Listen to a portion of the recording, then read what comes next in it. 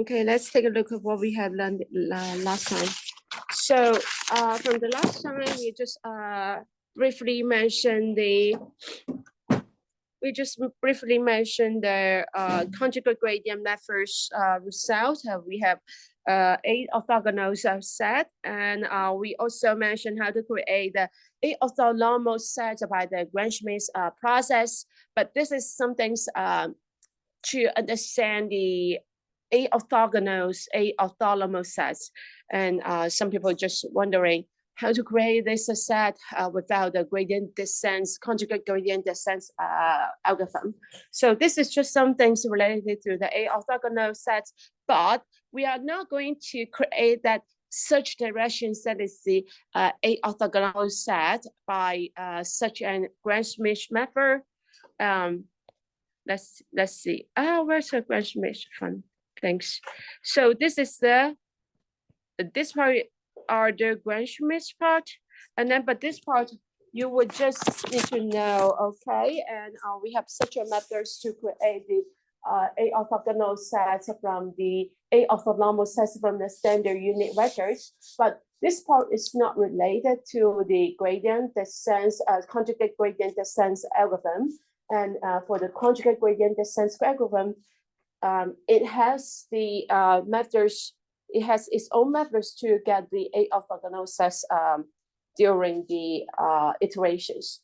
And if you cannot understand why we have such a thing, and then you can just skip it. It's just some linear algebra calculation here, and it would not be would not be on any homework or exam.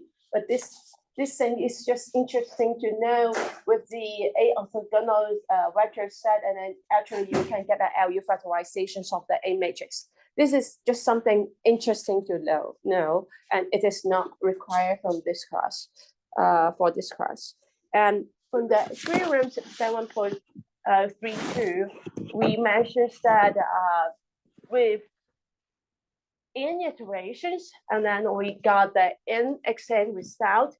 And then if assuming exact arithmetic, and then we would arrive to the exact solution, and then you will see that we assume that this is the exact arithmetic. And on your homework, that is not exact arithmetic. You have the rounding. You know what I mean? Yeah, okay, good. So, but here, but actually in the computer, if you're calculating some number that exists the floating points digits places, and then it would automatically doing some rounding off there. So this is just a very beautiful assumptions, but in the computer it has its rounding off and then rounding down there. So let's see. And some people has already found out that from the homework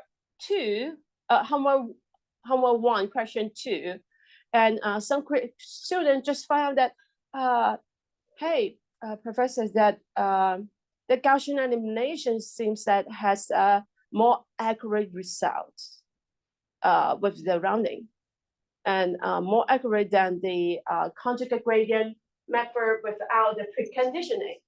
Without preconditioning, and which means that the B questions in the question 2, and then your preconditioning matrix is just the identity matrix.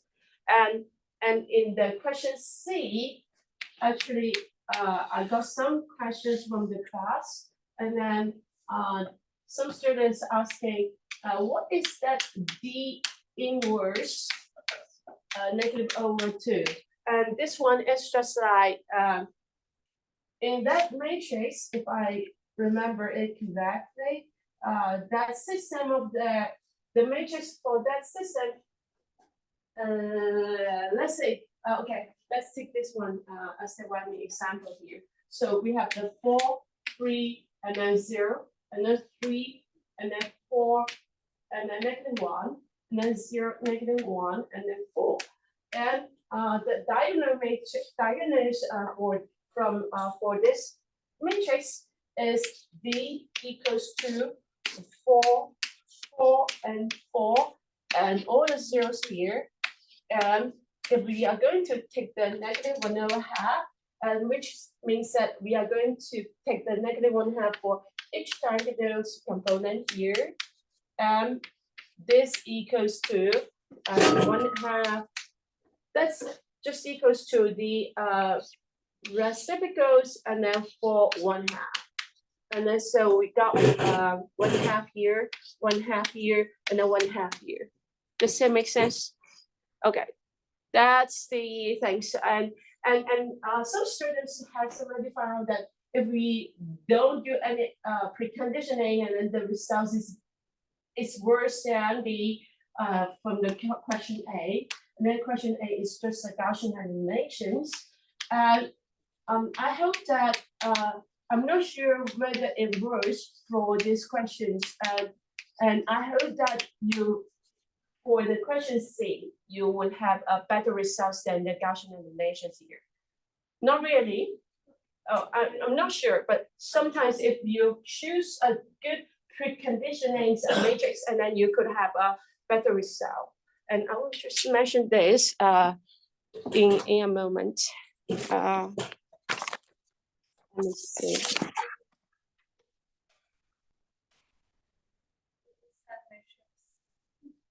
Preconditioning matrix.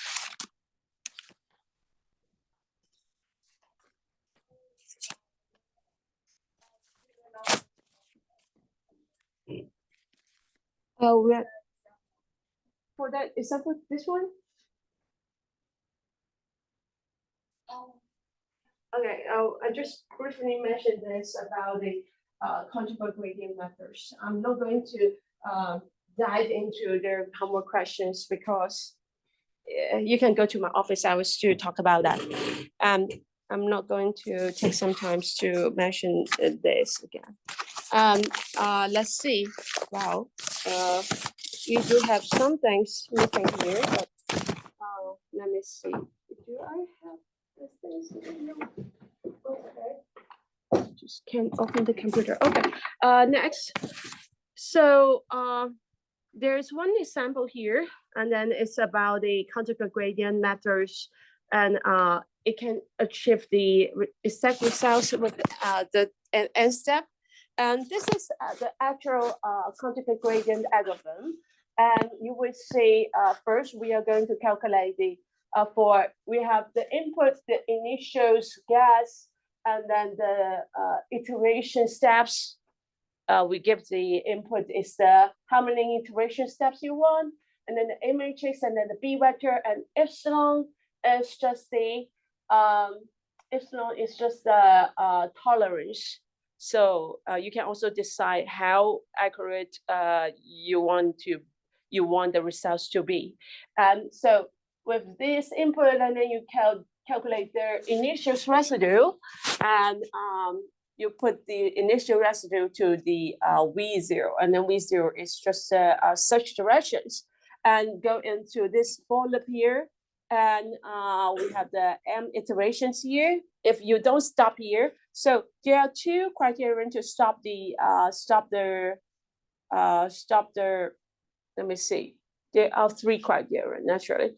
There are three criteria to stop the iteration. The first criterion is if you have finished M step iteration, and then you can stop. And then the second one is if the search directions for this current step is 0, this is the search directions vector. And if this is 0, and then we can stop, which means that directions is 0, it means that you are not moving. And for this one, there are another criterion to stop the iteration, and which means that the residue for this current step is smaller than the epsilon. And then the residue, if the residue is small enough, and then we consider that we have a desired accurate result we want, and which means that we don't need their solutions to be exact, and then but this solution is already good enough to stop the iterations. So here, this is how we calculate the time, not the time. This is the search steps, the step length. And then this one is how to calculate the current steps result. So we have the previous steps result, and then plus the TK. TK is just a step size, and the VK is the current search directions. And after updating the X for the current step, and then we can go to calculate the current step residue. This is the current step residue. And then the current step residue, actually you can calculate by this, by the definition, but here it's using another way to calculate it. So actually you can calculate this by the B subtract the A and XK plus 1. But here you can just update the things by the previous steps. This is the previous steps residue, and then subtract the TK minus this one, the AVK. Why do we do this? And this is because if you take a look at the TK step length, you have already calculated AVK, right? And then you can actually store it a little bit and then use it here to calculate the residue RK plus 1, right? And you don't need to do another operation here to calculate the AXK plus 1. So it saves you some computational cost here. So this is the search step. This is the step size, and this is the search direction. And then after updating this current step result, and then we calculate the residue. Why do we calculate the residue? Because we need to know the next step search direction. And this is the next step search directions. We are going to use the current step residue, and then plus the SK number. This is the number, and then this is the previous step search direction. And how do we calculate the SK? That is the coefficient here. And this is just the inner product of the previous or the norm of the norm square. The square of the norm of the current step residue divided by the square of the norm of the previous step residue. And this is how we do it. So calculate, so from here, we get the next step search direction, and then we go into the loop again. And then we would calculate, okay, we have what's the step size for the next step, and then update the next steps result, and then next step residue, and then again get to the next loop search directions again. So this is the loop for the conjugate gradient descent algorithm. And if you are wondering how we get to this TK number residue, how the formula for the residue and the formula for the next steps search directions, you can go to take a look at the textbooks. So because last time people vote for not listening to that proof, so I'm going to skip the proof. But if you're interested in why do we don't do this? But you can take a look at the textbook. But one of the best things for the conjugate gradient methods is that is something you have already in your homework. The question 1 is the linearly independent states. So this means that your search directions is just the basics for that the whole space, right? So what happens in your conjugate gradient methods?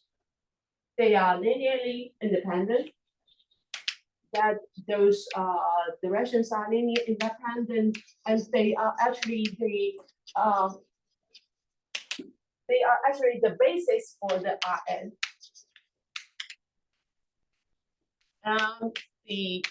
What happens here is that, so we have a very big space here, and then we are looking for the we are looking for the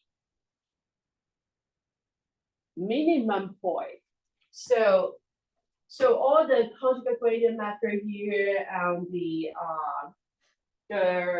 the gradient descent method here, they are actually looking for the minimum value for the gx function. Do you remember at the very beginning of this linear search sessions where we are saying that there is an equivalent format for the ax equals to b, and it's equivalent to, we are searching for the ax, the minimum point of the I think that is just a 2px, right? There's a 2.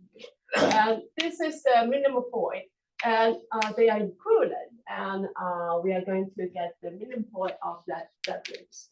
So what is actually the conjugate gradient descent doing?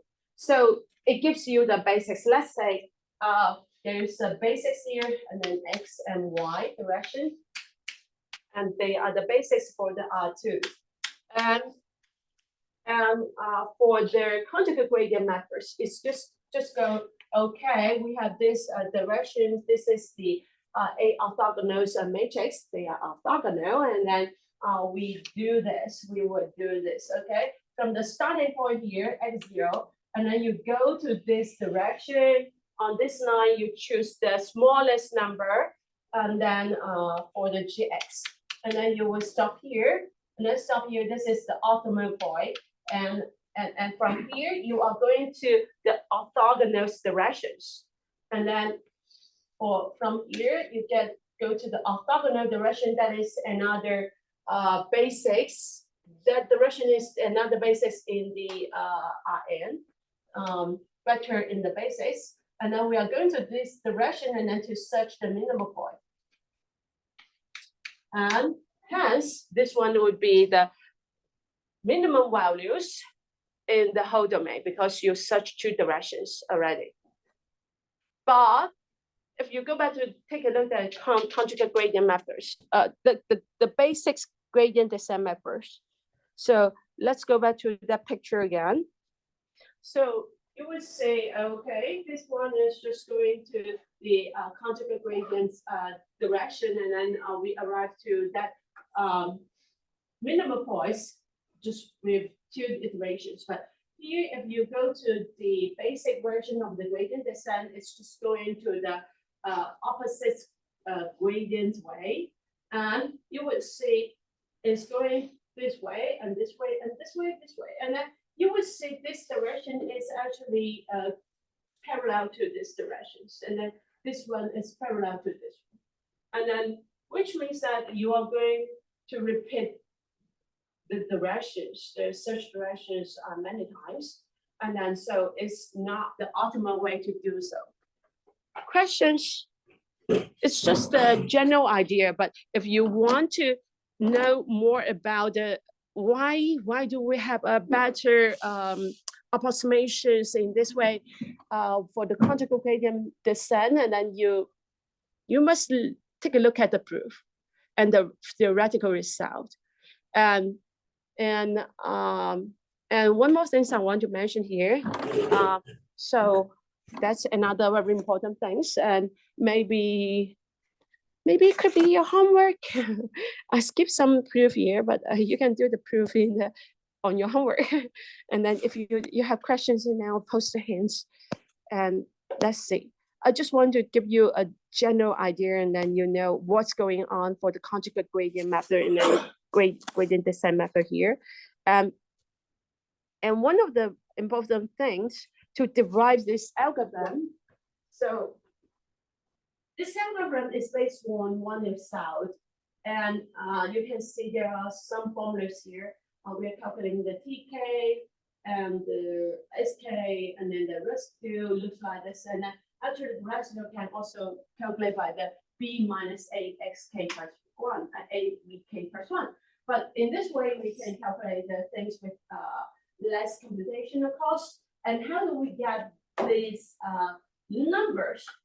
You could see the derivations on the textbook, but one of the very important results it is using to devise such an algorithm is, so let's see, that there's one very important, first, the things you prove in the homework is very important because the A orthogonal sets are is linearly independent. That is one of the important results. And then another important result to devise such an algorithm is these things. I'm going to put it here. So you will see there's no proof for this theorem as well in your textbooks, on your textbook, but this is very important to devise such an algorithm, the formula here, and that's about the residual vectors and the A orthogonal sets. So let's say the A orthogonal set is just the V1, V2, Vn, and then now we have the residues, residual vectors, and then the residual vectors are defined by the residual vectors Rk, and then the Rk is actually defined by, we just defined it in the last class, and then it's just the B minus Axk, and then that is the results from the K iteration. We have a lot of residue here for each step, for step 1, step 2, and then step n. And for the these are the residue for the conjugate gradient method.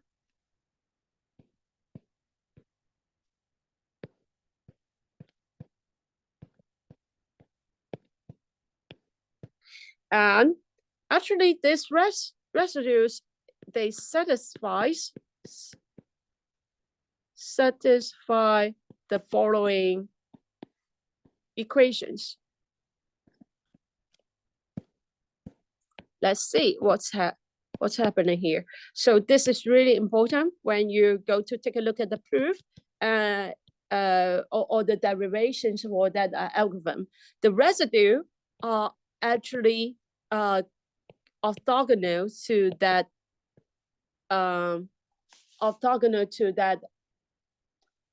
A orthogonal sets, and then for each j equals to 1, 2, and to the k, but it's just up to the k number, the index. So the residue, the current steps residue is orthogonal to those such directions.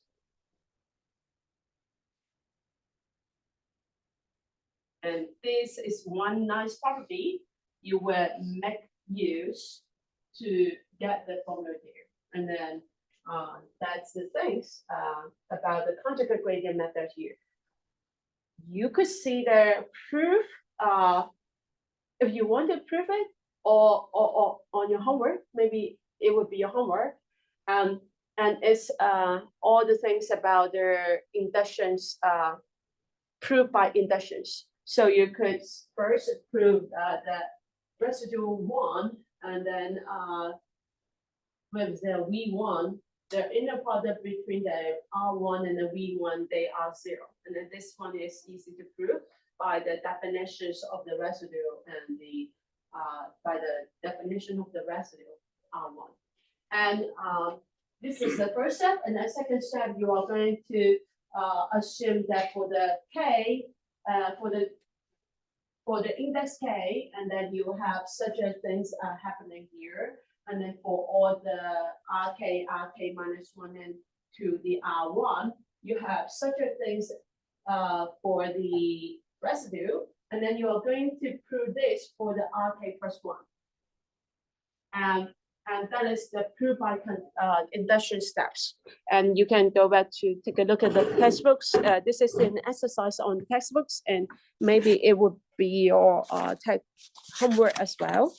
And it should not be very difficult. If it is too difficult, and then you can ask me for hints. And I'm going to just skip the derivations here. It's quite long. Okay. Any questions before we move on to the preconditioning things? No, it's too bad.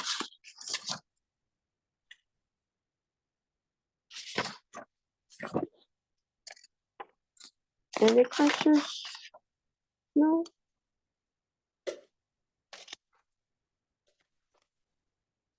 Okay, so let's see.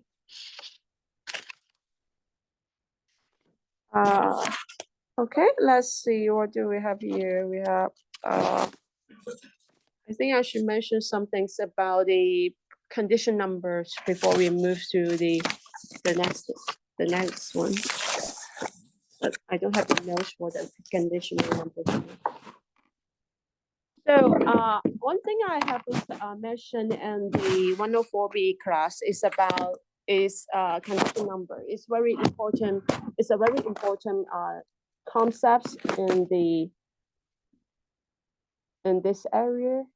And let me just I forgot the notes. It should be in my home, and so I'm going to just search.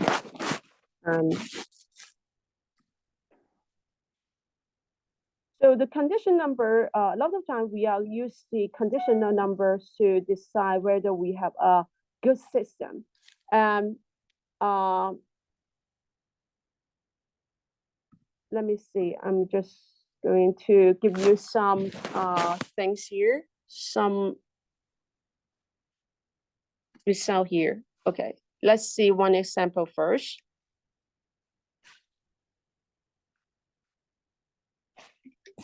So I'm going to talk about the condition number. And the condition number here. So what is the condition number? And then I will give you one example first, and then to see why do we need a condition number. Condition number of the matrix A.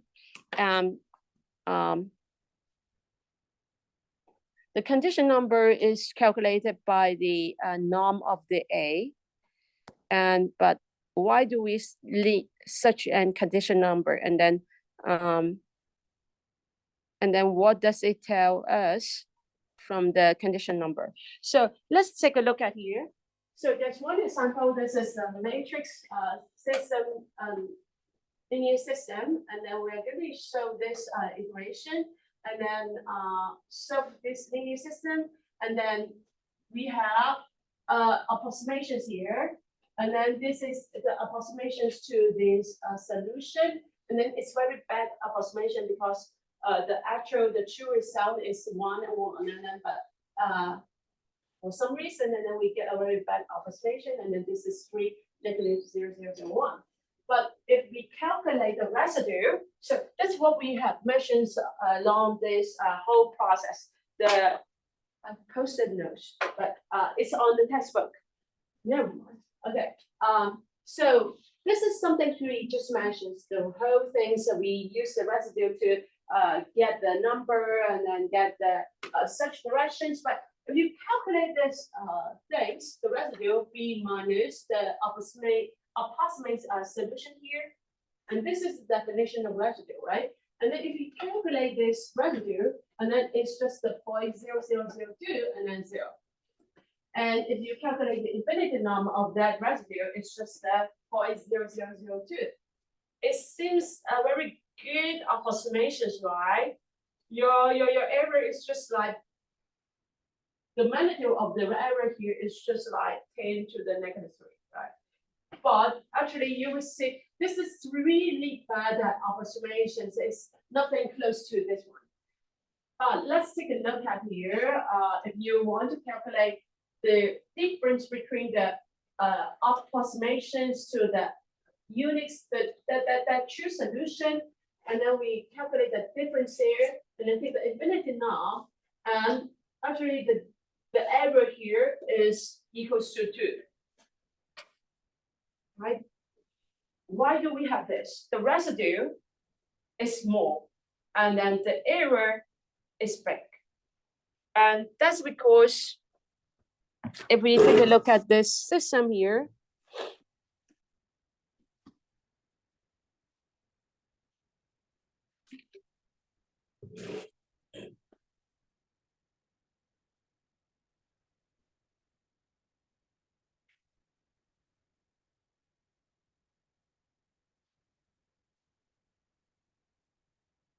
So this is a picture here, but actually in the linear, for this linear systems of the equations, you will see this is just the intersections point of two line, right? And if you take a look at here, this is just the intersection of two line here, and this is the solutions of that linear system, right? So this is the first line, and then this is the second line, and then the intersections point are just the solutions x1, x2. And why do we have such a big area here? And that's because if you move the x a little bit, because it's almost parallel, and then this is the true solution. If you move it a little bit, and then it will just go to the not correct solutions, because it's just close. It just get close. And then if you move a little bit, and then you will think, okay, this is the solutions. Why do we have some moving in the system? Because we have some rounding in the solution, in the solving process in the algorithm. So because this line is too close, and then if you move it a little bit, and then it goes to far away. It would go to far away. And this is why we have such an things here. And then if you have for the intuition, so you would say that this two lines is just too close to each other. And then this system is almost singular, because this two lines is almost parallel, right? If you have two lines, it's almost parallel, and then your linear system, the A matrix, it should be singular. So we have an almost singular matrix, and then that's bad. That's bad. And then that's a very bad thing. And then we have, so we have a phenomenon here, and the error in the x is very big, but the residue is still very small. And there's one thing about these things, the whole things here, and we have the relations between the error term and the residue. And let's see, there's a theorem about this. So why do I mention this? Because we have calculated the residue throughout the conjugate gradients descent, right? So if you have a bad system, and then you would get some bad results from the conjugate gradient methods. Does it make sense? So because we are making use the residue information here, and then let's see, there's one theorem that is 727. And then you have already seen from this example one, and the error and the residue, if we use the residue to indicate how well the approximations we get, and then this is not the accurate one, right? And then, but a lot of the time when you are doing some integration, when you are doing some approximation, you don't know the exact solution, so you don't know how to get this error term here, right? Because you don't know the exact solution. So this is why you are going to use some numerical methods to approximate it. And our goal is to use the residue information to tell us how well do we get for that approximations results. So I'm going to create the relations between the actual error term and the residue term. And this is what we got in the 7271s on the textbook one. And so suppose we have this. Suppose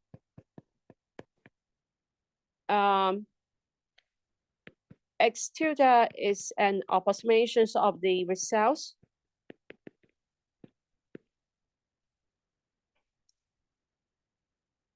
To the solution,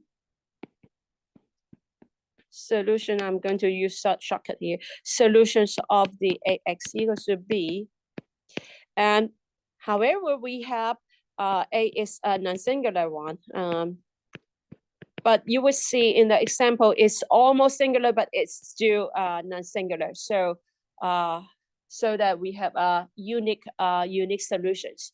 And So we also assume that A is non-singular, but it could be almost singular. So it means that sometimes you calculate the determinant of the A, it's not 0, but it's close to 0.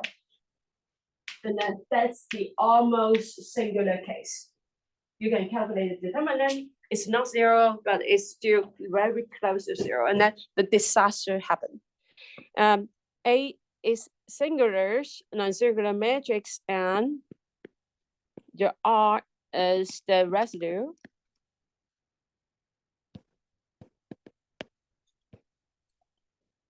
Vector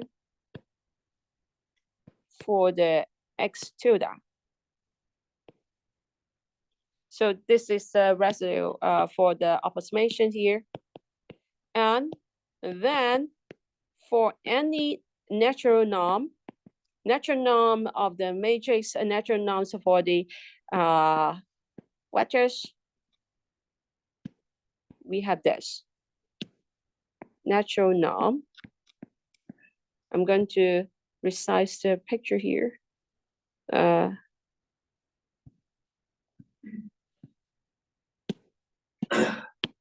And I would write down this result here. And this is a relationship between the error and the residue. So for the first, we have the error. So this is the error. X is the true solution, and then subtract the approximation, and then taking the norm of the difference here. And then this is the error. And then it's bounded by the residue term, and then the A inverse. And this is the first relationship here between the error term and the residue term. And if the X does not equal to 0, and the B, that is the right-hand side here, does not equal to 0, and then we have the relative error is bounded by these things.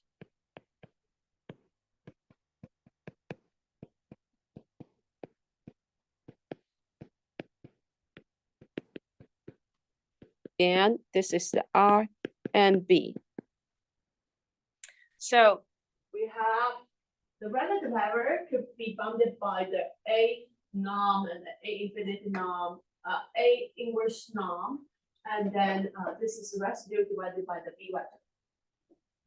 And we call this C. So usually we would take a look at this result, and then this is very important result here.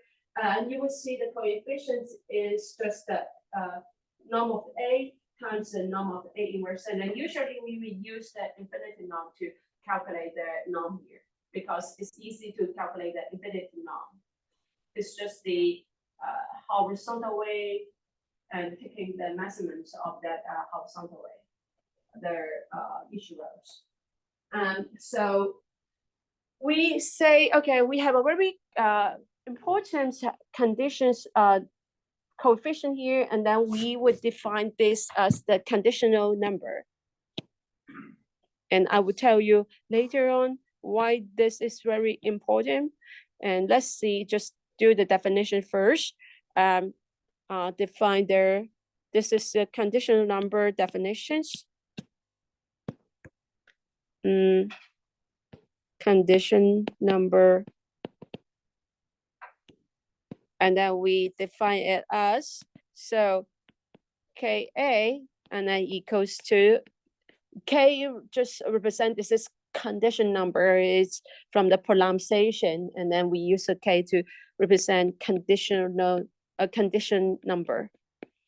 And this is the condition number, and with this condition number, I think this is on the wrong page. Let me see. Okay, good. So with this conditional number, and then we got this. We got the X minus X tilde. That is the results we get from there. And then it's smaller than or equals to the conditional number and the residue and B. And we say the condition number is good. It's good when the, so there is two situations for the matrices, and then one is the, so situation one. So we say a matrix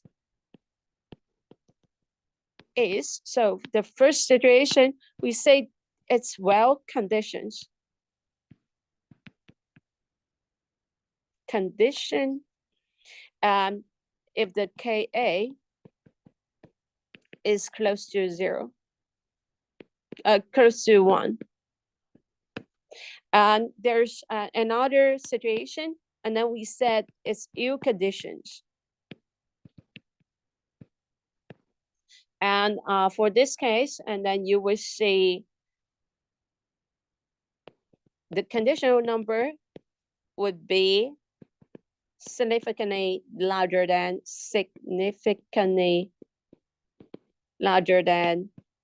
1.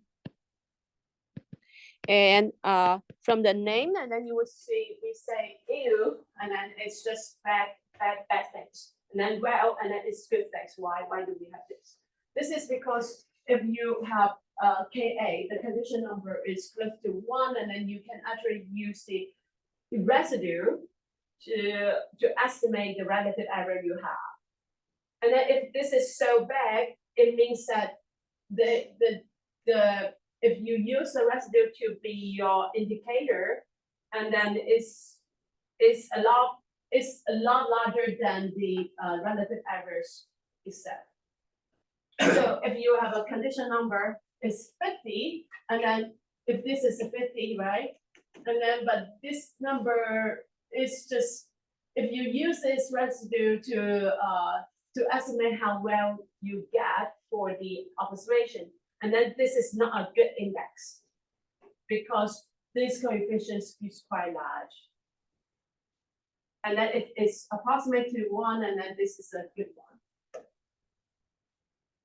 And also, a large condition number, it means that, so when you are considering the linear systems of equations, and you are expecting it could be some polluted data on the right-hand side, or the systems, the linear system in the A.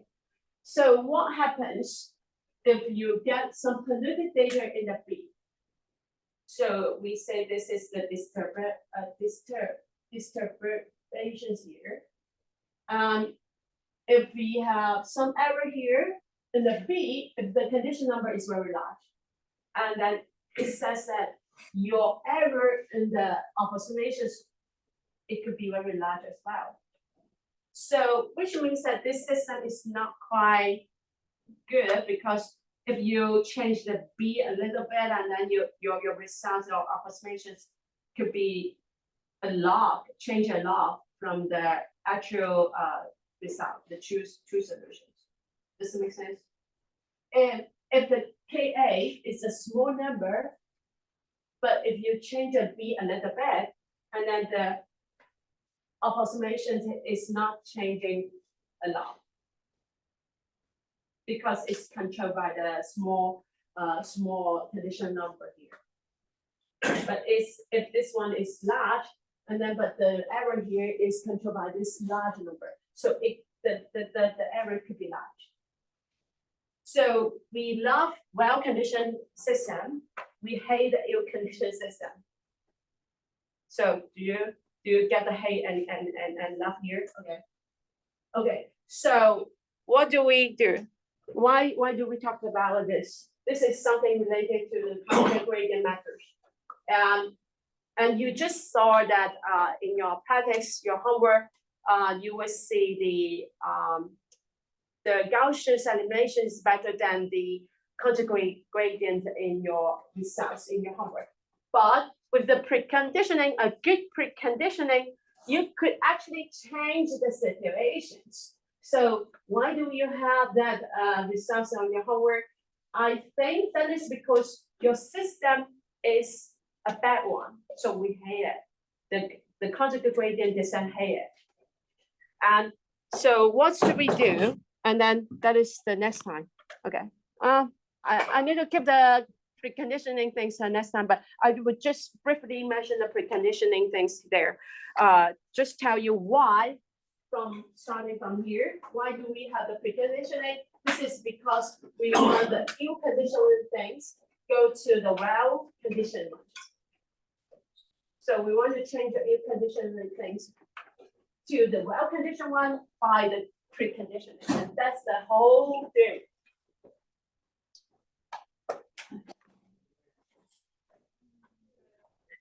Question.